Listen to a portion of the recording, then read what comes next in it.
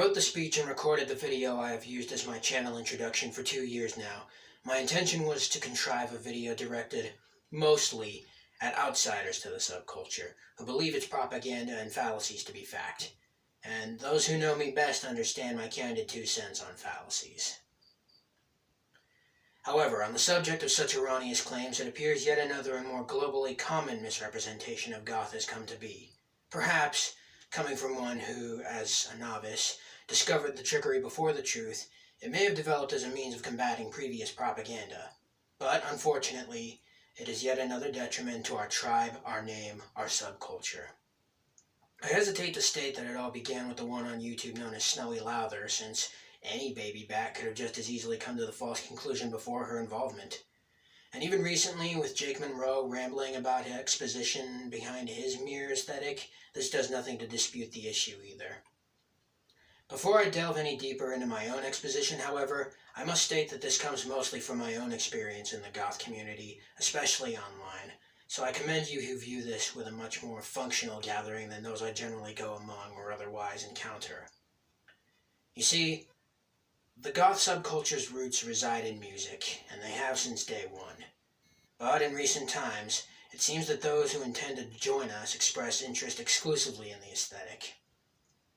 Firsthand, I have witnessed and even experienced instances where their confusion turns to aggression, as they proclaim it their duty as a new generation to quote-unquote evolve the subculture. Rather than digress why this conquest is doomed to fail until my hair is gray and my bones become brittle, I shall do my best to get to the point. What other subcultures do you know of with this issue?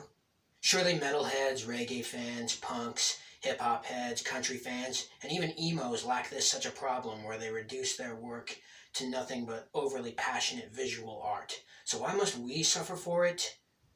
Is that element to our art truly so distinct? Apart from the more ridiculous reasons that outsiders to goth have to hate our subculture, our aesthetic, 9 times out of 10, is the cause of it. Ironically, those who righteously jump to defend us, especially children and adolescents, wind up claiming that we are just that, a fashion statement.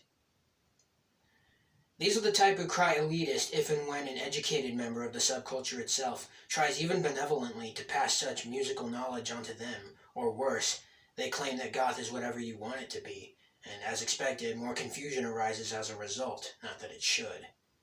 You see, if anything could be goth, goth would mean nothing. And if the subculture was what one makes of it, would that not imply the other lies about us to be true? That we are as evil and morose as outsiders merely claim? Even some of them must know by now how silly that is. What purpose is there in using our title like a trivial label just to describe your taste in clothes? Devolving something is not how one evolves anything, and to devolve goth into something so narcissistic? An alleged mentality and even fashion taste already evolve on their own as you age. Why else do you suppose some surmise goth to be some kind of a phase? Clearly these individuals only ever experimented with their appearances and at best skimmed through a listen or two of a few post-punk bands. They were never goth at all. Their interest was just briefly piqued by it. If all it took to make any musician by definition goth was monochromatic attire, Johnny Cash would be held in such regards as poor old king. And don't even argue that the aesthetic is older than the subculture, because no one 3, 4, 5 centuries ago was wearing band shirts with spiked cuffs and shredded dungarees. It is unfair that such opinionated novices should try to warp and distort some random subculture so that it better fits their own desires and demands, especially since ours is a subculture that even now is still subjugated and despised for no real reason. I shall not stand for this, and neither should you. Call me a gatekeeper, an elitist, a poopyhead, a jerk, or even an edgelord, but on that final name, what bands do you suppose these such baby bats think are or should be considered goth bands? My Chemical Romance? Evanescence? Alice Cooper? Marilyn Manson? Nightwish? Motionless in White?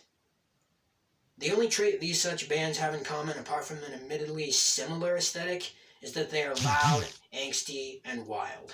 If that is your taste, it is what it is. But know your genres.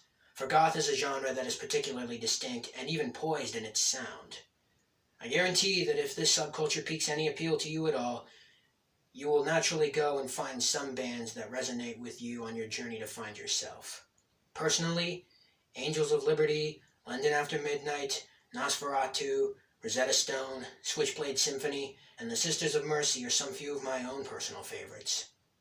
In good time, you will come to realize what elements make up our sound just as vividly as you know what elements make up our proverbial aesthetic. Goth is not gothic.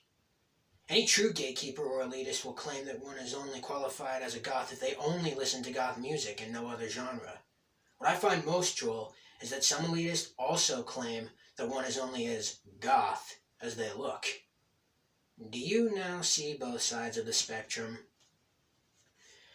In conclusion, any facade lacking substance is as soulless as it is false. So to the posers who come across this video intending to start a fight, recall that not everything is as it appears.